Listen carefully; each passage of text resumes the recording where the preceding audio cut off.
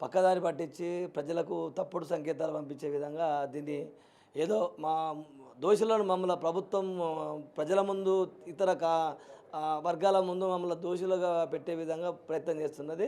అది కరెక్ట్ కాదు. మేము కూడా మీలక అబద్ధాలు ఆడదలుచుకుంటే బొచ్చని అబద్ధాలు మాకు కూడా వస్తాయి. మాకు కూడా నోరు ఉంది, మాకు కూడా నాలుకే ఉంది. మాకు పెద్ద లెక్కేం కాదు. కానీ మేము అబద్ధాలు ఆడాల్సినటువంటి పరిస్థితి మాకు లేదు. మేము నిజాయితీతో కూడుకున్నటువంటి కార్మికులం. మేము నిజాయితీగానే మాట్లాడతాం. అసలు ఫస్ట్ మాట్లాడింది మేము విలీనం అంశం గురించి మాట్లాడాం. విలీన అంశం గురించి మాట్లాడినప్పుడు ఆ విలీనం అంశం మీద మీరు ఎందుకు స్పందిస్తలేరు? అలా పక్క రాష్ట్రంలో విలీనమైనప్పుడు ఈ రాష్ట్రంలో విలీనం కావడానికి పెద్ద ఇబ్బంది ఉందని చెప్పేసి కూడా దాన్ని అడిగాం.